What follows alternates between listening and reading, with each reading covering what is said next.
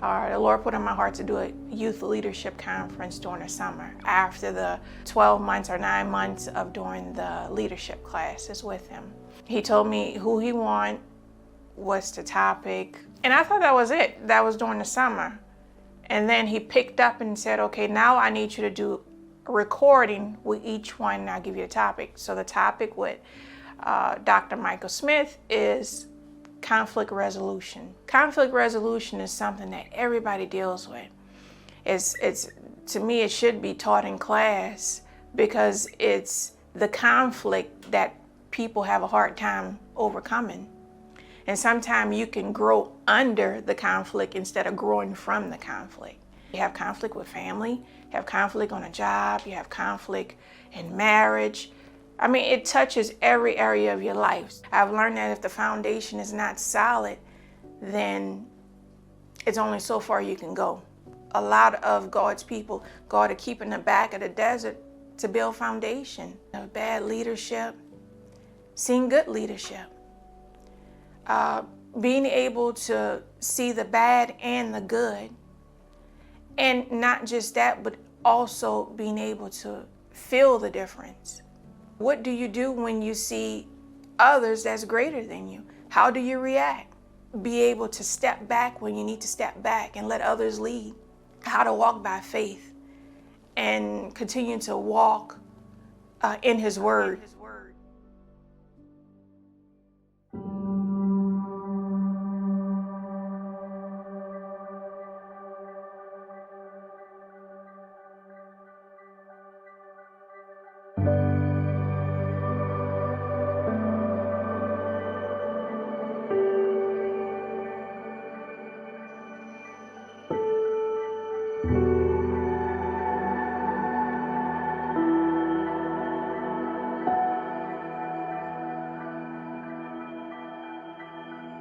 And continue to walk in His Word. I heard someone say, it doesn't matter if it's, God says day is day. And then they said, you do know that daytime starts in the dark. So if God said it's a new day, it's a new day. It doesn't matter how it looks.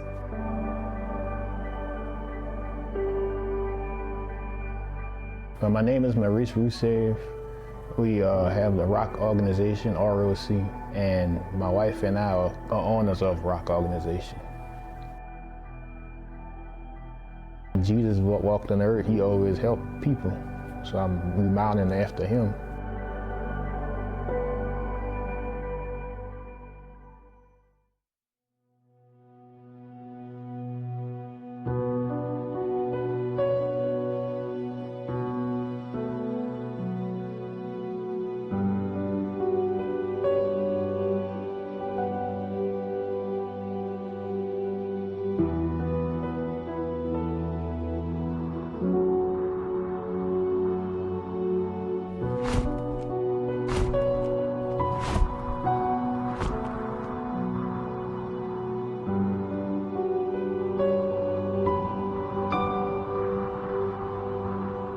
So what is conflict resolution to you? To me, being able to diffuse any state of conflict so someone won't be combative or get into a combative nature that's verbally or physically. Mm-hmm. And it's our job to make sure that we diffuse that. There are different ways that you can do that. What do you think makes a difference with mature leadership as opposed to leadership? They're not bad, but they're just not mature. And the difference with that is you're not leading out of emotions. Mm-hmm. Yeah. The difference between a good leader and a bad leader, if you're not leading out of emotions. The emotional part of me would have stopped loving people. Mm-hmm. The emotional part of me would have stopped pouring into people. Mm-hmm. The emotional part of me would have just, held animosity and bitterness and malice in my heart towards people. Because I'm leading out of my emotions, so therefore I'm a bad leader. Mm-hmm. You can't be a leader and lead out of your emotions. Your emotions will be affected, but you have to have self-control and tolerance over your emotions and know the same grace that God gave you, you have to forgive and give the same grace to those individuals and not lead out of your emotions. Who I am today has been birthed out of prayer. And from a leadership perspective, I just don't believe you can lead God's people without having a conversation with God how to lead his people. How I'm going to lead God's people in my flesh and I'm not having that conversation with him to say, what do I need to do? Moses and the list goes on. They always had that conversation with God on how to lead his people, to get instructions, downloads, as we talked about, strategy. And even where I am now and this new year's upon us, I've really been in the presence of God, and God has really been giving me a strategy for our church. In your gift and being unique, we can try to clone and duplicate anybody, but when you know God has given you something authentic and original, you walk that out. I talk about that in leadership, how I own who I am, every essence of that word, you know, the passion and the drive that I have for things and subjects. I follow through them, and I don't let nobody talk me out of it. I don't want to water that down. You know, it's who you are. You won't really see prosperity, peace, and fulfillment in your life until you really walk out those passions and desires on the inside of you, and you don't let nobody talk you out of that, because that's your happy place.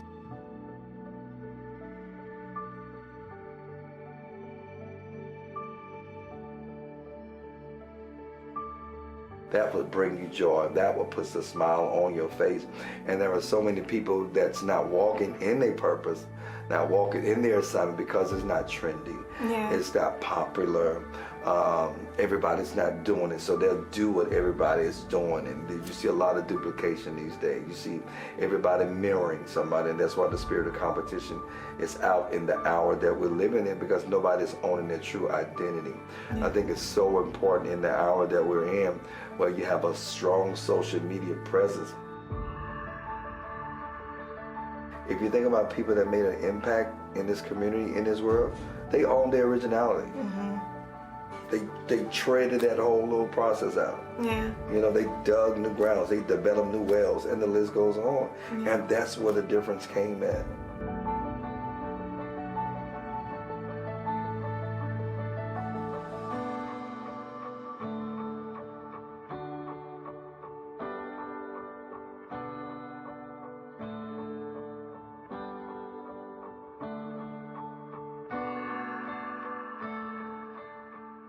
But when I think about Saul and David, I think about somebody that God sent to help you, but you're trying to destroy the person that God sent to help you.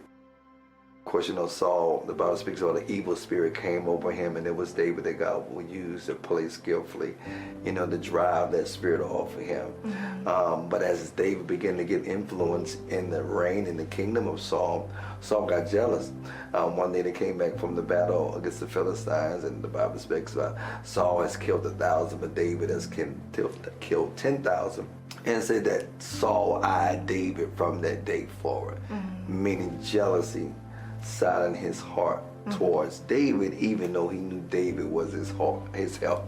Many times Saul tried to kill David, of course, with the javelin, and the list goes on. So David had to end up leaving, you know, and coming back at another season of his life. But then there was a point where David saw Saul in the cave, cut a piece of his skirt off and say, look, I could have killed you last night, but you God's anointed. That was David's fear of God. To say, I could have killed you for all the stuff that you tried to kill me, but because I fear God and I know that you still God's anointing, even though you're in error. So what do you think about Elijah and Elijah? From that perspective, that was more of a mentoring kind of moment. When I think about that story, I think about mentoring and submitting to someone that have something greater than you have, and not being intimidated or jealous or threatened about it. But knowing I'm here to glean from you, I'm here to learn from you. And it goes back to the principles of life. You're going to meet people that's going to inspire you. You're going to meet people that desire that maybe doing something that you desire to do. You're going to meet people that have like spirits or kindred spirits. That's your tribe, those people that you're connected to get you to a place It was Elijah's job to get Elisha to where he needed to get. And God will send people in your life for the path and the journey that you on to get you to that place. I'll use for me as an example, it took a Bishop Alexander to get me to where I am. She is my Elijah.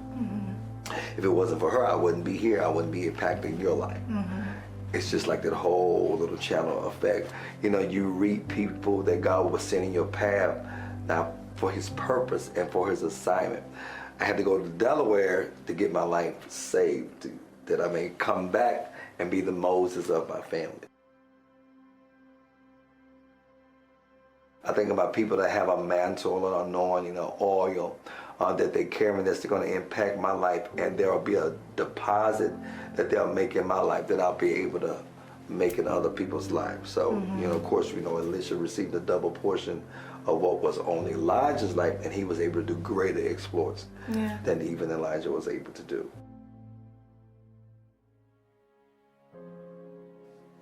An elder, apostle, bishop with no titles that are doing just as impactful and great works in the community, you know, than people who are with titles. You know, I know some for sure that's doing a lot of work in our community, from developing our communities, from helping the homeless. The list goes on, and they don't have titles. They just have a heart, and they got an assignment for God, and they're walking that thing out.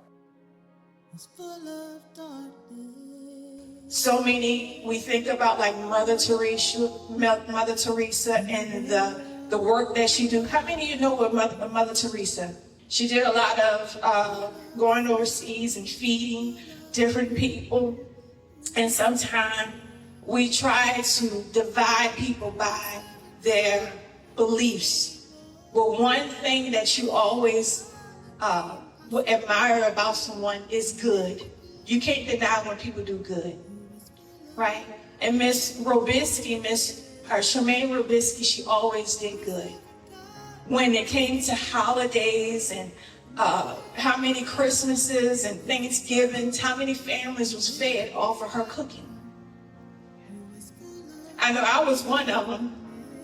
And you think about people that serve the homeless, but these are just people in the community. And sometimes you don't know what's going on behind closed doors. And you don't know if a family is struggling or not, but that meal made a difference, may have made a huge difference for a holiday, for a Christmas, or for a Thanksgiving, right? When you think about parks and all those different things in a community, someone was behind closed doors saying, hey, don't forget about this community. Well, she was one of those people. And, you know, we have people that do good, but then you have those that do really good, right? No hidden agendas, no motives, just the kindness of their heart. And God looks at that. So I want to applaud Miss Charmaine Robisky. And we have an Eagles Award for her. And it says Charmaine Robisky, Good Works Eagles Award, Matthew 5:16. And Matthew 5:16 said that her light shining bright, and it shine bright in this community.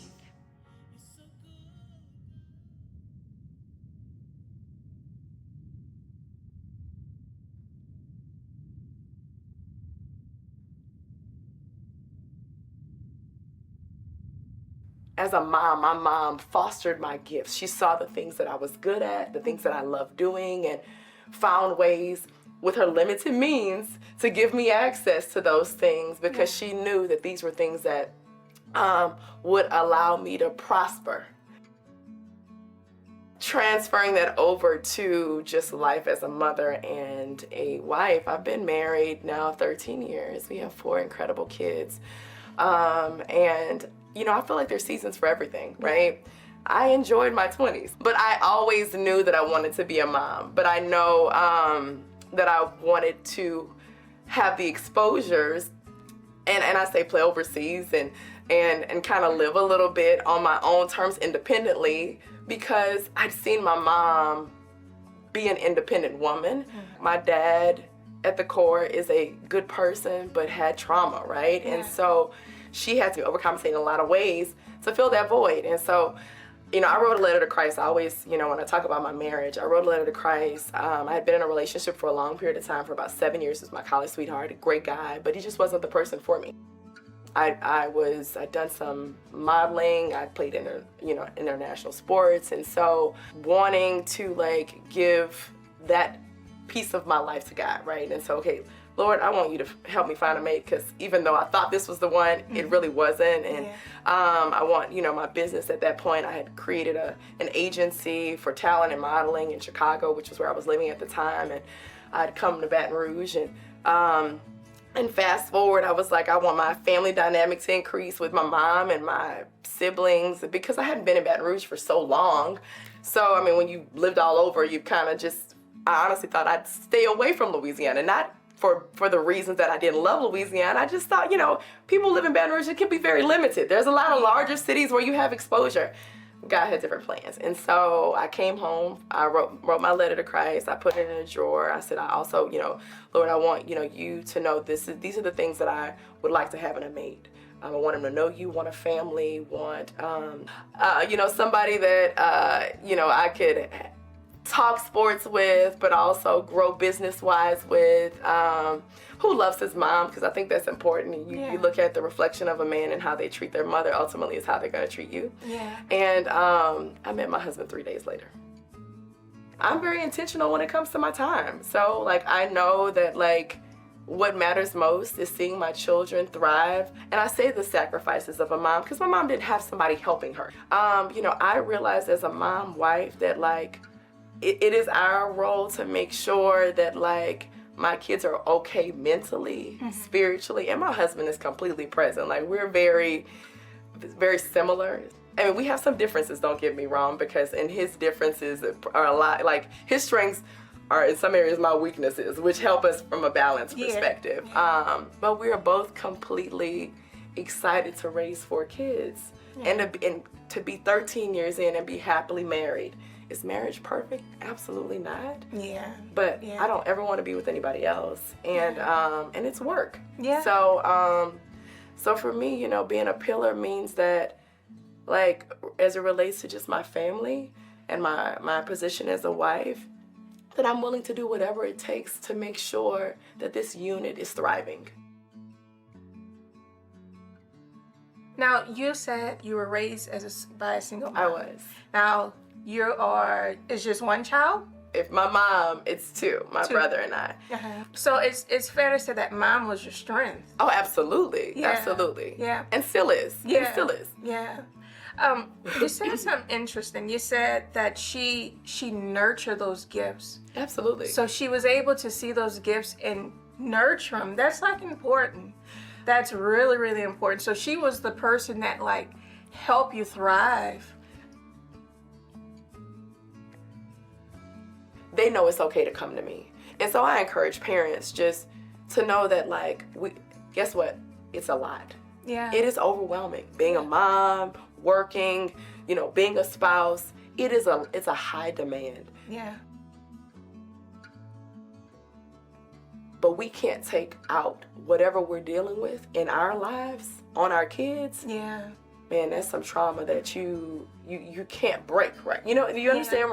It becomes, sadly enough, things that children remember, and it can be one moment you blew up and it was about something that happened at work, but you came home and you transferred that energy over to your kids, and you may think it was nothing, but it's something that they will remember forever.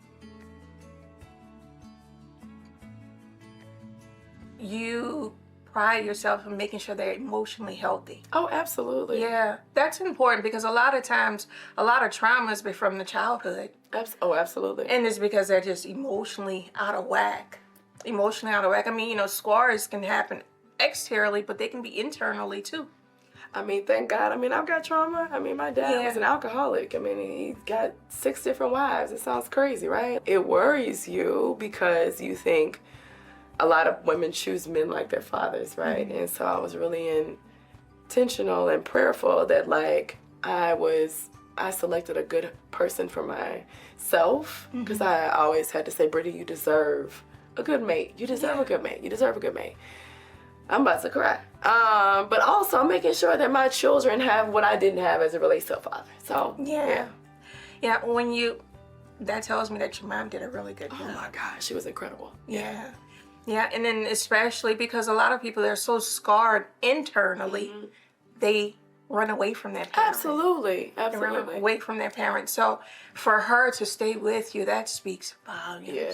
She poured a lot into you. It's on the line that you're okay with being the person. The reason I asked that because I'm ex-military, and I know it took a lot. You know, military kind of changed my whole perspective and my view of different things. One, we had to work out every morning. Social skills, being able to lead, and being able to just have that discipline to do things. It kind of altered my personality, but it altered it in a good way. So that's why I was like, okay, sports it's not the same, but there's still discipline. Yeah, I have to wake up for 6 a.m. workouts, twice a day workouts. Like, I didn't have a choice. This was how I was going to continue to allow my tuition to get paid. I'd have to wake up then at like 4 a.m. and do extra work if I was late. So it taught me discipline. You're right. And I think that, being in the military, for sure, there's a level of discipline that you obtain that allows you to say, okay, if this is something that I want to do, I've got to apply that same discipline. Do you think that it had an impact on your personality? I'm disciplined with, okay, we have routines when we wake up in the morning. My kids, now, they're still kids. Because I might be like, son, what is your first thing you're supposed to do? Brush your teeth. I mean, he has all that, but he takes the dogs out. That's his responsibility. So he might forget to take the dogs out. Dude, you got to take the dogs out. It is what it is. You got to let the dogs out, fill up the dog bowl. My kids fix breakfast. They pack their lunches. Some people are like, your kids do all of that? Absolutely. Yeah. They're blessed with access and financial, stability. Like, they don't have to, but you're going to know that this doesn't fall from the sky. Yeah. Like, we worked for this. We're working. When mom's on Zooms, they know to respect me if I'm doing appointments with clients, but they also have roles that they play in our house. So teaching them discipline now, it's not easy, but it's totally worth it. And the reward is the fruit of us seeing our children thrive, us seeing our marriages prosper, and knowing that it all takes work. Yeah. And you're not alone. Yeah. Like, whatever you think you're going through, somebody else is going through it, or even going through something much more difficult. So I talked about affirmations, and I really wanted to say what I do with my children. And my husband and I, in the morning, before they go to school, while they're in the car, and he brings them to school every morning. But even my 2-year-old, if I ask my daughter what she is, she says, I'm a leader, a champion, a princess, a child of God, a genius, a winner, and I never give up.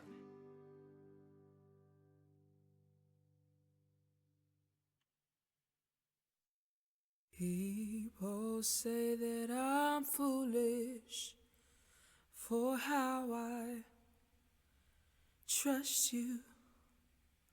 Many of you guys don't remember Hurricane Katrina. How many have heard of Hurricane Katrina?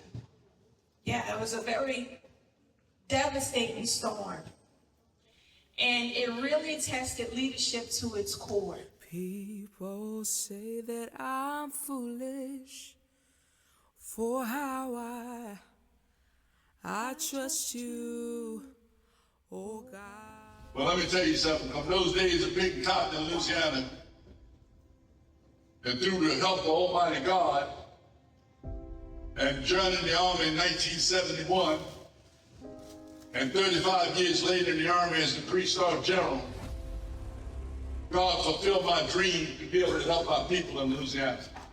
And I returned here as the 1st Army Commander with 20,000 federal troops, 200 ships, over 250 helicopters to help save our people in Louisiana, and coordinated the effort of 30,000 National Guard troops. That was a dream that came to me while I was picking cotton in Louisiana.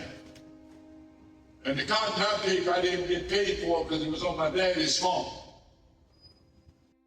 You have great opportunity, young people.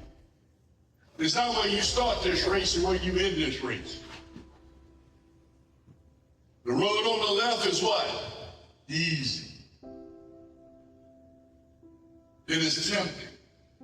The road on the right to success is hard. It's uphill, and it's muddy. But life's gonna throw you curves. You're gonna get hurricanes. People in your life are gonna die. They're gonna get sick, and they're gonna need your help. This is all in the fact of growing up. Life's gonna throw you curves. Be ready for it. The inspiration you just heard before me, your beliefs, whatever that might be in your faith, will drive you through it. So take stock in your faith. Just my dream of picking that cotton. That one day I would grow up and do something good for our people. And that day came. Have your reading, your writing, and your math down, and you'll do fine. And guess what? I was a C student. The road on the left is what? Smooth and easy. It will draw you in. The road on the right is uphill, it's rocky, it's bumpy, and it's muddy. It's going to be hard. The decisions you make right now, believe it or not, in middle and high school, will determine what happens for the rest of your life.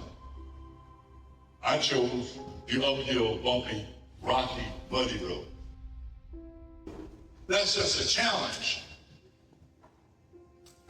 The only thing between you and greatness is a challenge, but I'm one of the proofs that you can do it. Don't let anybody outwork you. People say that I'm foolish for how I trust you, my God. My name is Dr. Morkeith Phillips. Right now, I've mainly focused on leadership of young African American males. I am the executive director of the Russell Honorary program located at Southern University in New Orleans. And these young men that we recruit from the high school area, they have to have leadership traits. We select these young men. They get a 4-year scholarship to come to Southern University at New Orleans, and we develop them. So giving them life skills, corporate skills. How long has the program been up and running? Yeah, we just celebrated our 10-year anniversary. It was founded in June 2012. We have a 89% graduation rate. All the young men in our program necessarily don't require high ACT scores to receive the scholarship. So these young men are C-average students. We call them hidden gems. Yeah. And we give them that support to say, anybody can make it, and we pour into you. I know you can do it. So we give them that support, and that's some of the financial support that they receive. But they also have mental support. So how did it come about where y'all started to do this for the community to help the Black African American men out? General Honorary and our past president, Southern University system, it was a need. Right now, nationwide, there's only 34% of African American males in college. It wasn't always like that. Yeah. We had a lot of young men going to college. Well, around this time, the millennial area, it's not that many young men going. Yeah. So we try to find out what we could do to increase those numbers. And some of the barriers we found out that young men don't go to college is financial. Yeah. Right? So we had to come up with a financial aspect. The other part about it is mental. Right? Sometimes they don't feel like they belong. Or they don't have a safe space when they go to college. Because this is not what they're used to. What do y'all do in the community? Yeah, we're called upon for different things. Just past hurricane season, this year and last year, we was out with, at the time, Councilmember Jay Banks. They was handing out food for the people in the community, the blue tarps, sandbags. So we are called out for that as well. During the pandemic front, Goodwill, we was out there helping people carry their food back into their cars and things like that. The church is called upon us as well as, and then we do actually go out and try to read to kids as well. We do that aspect. So it's just about wherever support is needed and that aligns into who we are and what we do, we kind of do it, right? We advocate for it. From a home perspective, the man is the head. So it's like the man is the person of authority in the home, and that's what a community is built from, a home. So without the man being stable and about the man having those different tools in life, then you build a healthy community. A healthy family brings a healthy community. And then a healthy community gives a healthy nation. So that's powerful, and it's very needed and very important.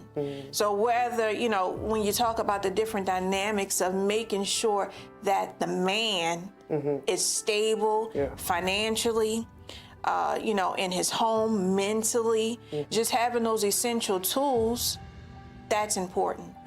Healthy home, healthy community, healthy nation.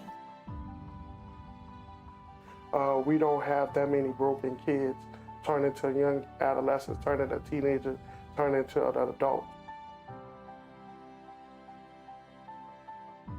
So when you talk about leadership and the aspects of leadership with this program, what is the long-term vision for it? One, to grow, right, and to help as many young men as we could. The other aspect is to actually put young men in the community to deter that crime. Me holding you accountable for something you did. This is about me helping you correct what you don't see wrong. And the only way we can do that is kind of instill some type of leadership. Boy or girl can still be successful in their own right, where it's going to take that love from the village. I was thinking about, there's a story in the Bible about David. Samuel came to anoint the next king. And he was about to anoint his brother, David's brother. And God said, not him, that's not who I chose. And it was David. David didn't look the part, but David was the one that God chose. And I think sometimes we have a stereotype of what a person should look like, as opposed to the person that really can get the job done. And, when I think about it, the Bible says that David was not perfect by far. He was not perfect. He made a lot of mistakes, but he was a king. He served the people. And one thing I have learned about leadership is sometimes people throw out or put to side what doesn't look the part, even though they can get the job done. David, they say he made a lot of mistakes with his family. He made mistakes with the people that he was supposed to be leading, but he was able to make it right. And to me, that's some of the qualities I think good leadership is. They're not perfect, they're human beings. They're able to acknowledge their mistakes and make it right in order to make a difference, in order to impact the lives of people. When you were talking, I was thinking about the people that y'all bringing up. Obviously, they're going to make mistakes. You're giving them the tools in order for them to go in the right direction. But they're human beings. They make mistakes. But those mistakes could turn into something so valuable because they're able to teach others, okay, this is a mistake I made. Let me keep you from some heartache and some, a hard life if you can just think about your actions and go into the right direction. And that's why I say that with men in regards to they're the head of a house. So it starts in the home, healthy emotions. If you have healthy financial situation, if you're able to give them the tools in order to thrive, then you'll have a healthy family. And then if the family is healthy and you're able to give back and serve and do good in the community, then you have a healthy community. And then obviously that impacts a nation. So I think that's like profound, what y'all are doing in regards to leadership.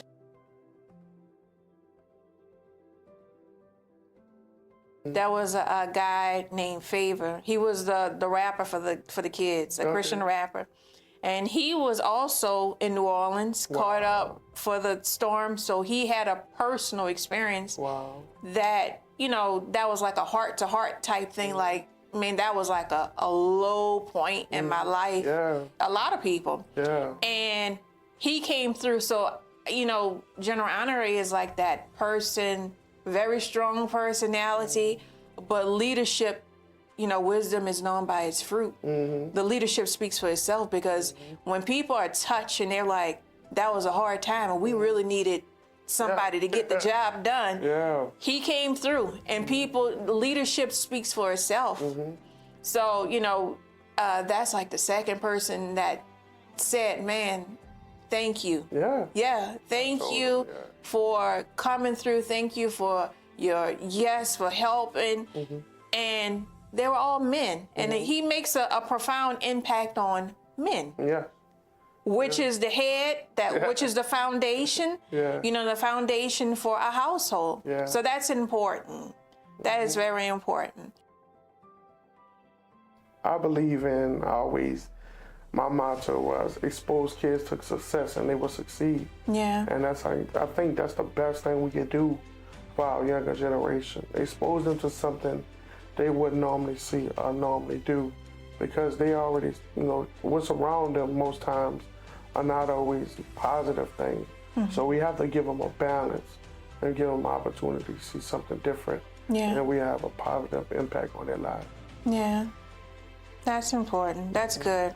That's good stuff. That's good for the community. And that's why I just said it twice already. He's making a profound impact on men. And I said that the men are the foundation for a family. And that impacts the community, and that impacts ultimately a nation.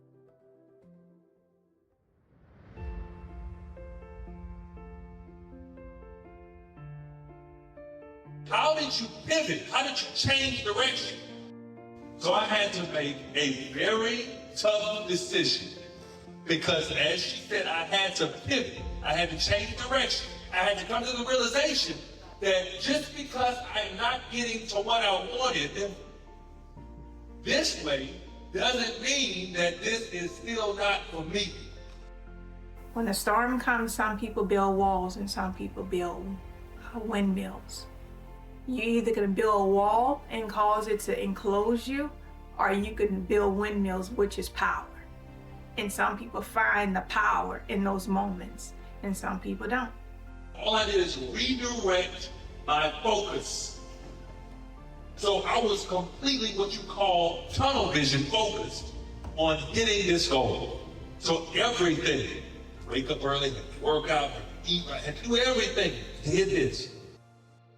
Those are defining moments.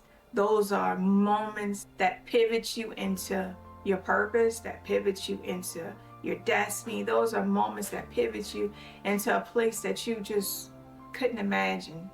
And they just wind up being dark moments turn into bright moments. When you're 16, 17 years old, who wants to do that? I didn't really want to do that, but you know what? I wanted this goal. And I had to get up and work out. It's important to understand that when Jesus was elevated, it didn't look like elevation. Nothing about that looked like elevation, but it was elevation. You can have really whatever you want, but it's got to be clear. Habakkuk 2:2 says, write the vision, make it plain. The vision that I had was to have a successful life where I could be pursuing something that I was passionate about, that I could make a difference in people's lives, that I could live like I wanted to live, that I could be free, time-wise, free financially, do what I wanted to do. But even if it happened in one way, guys, my vision still was not as big as the vision that God has for me. And then another thing came in front of me, another opportunity came in front of me that was really out of my realm of what I even thought was possible. Money cannot determine who you are. But I wanted to be someone who was able to make an impact beyond just staying a prayer. Someone being beaten, someone being scourged, spit on, and someone putting sword in his side.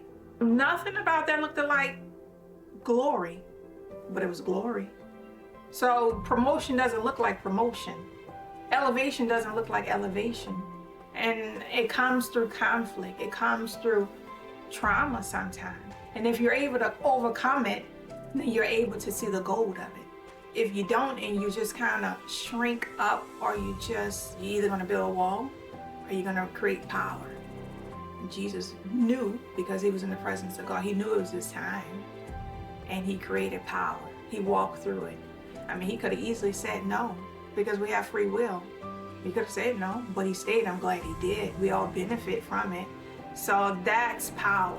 And that you have to keep in the back of your mind when trials and tribulations come. I don't need you to just let me see. I need you to bring me some peace, so I'm hollering. I need you to... I don't need you to just let me be. I need you to bring me some praise, so I'm hollering. Oh my God, I need you to come through for me. I don't need you to just let me be. I need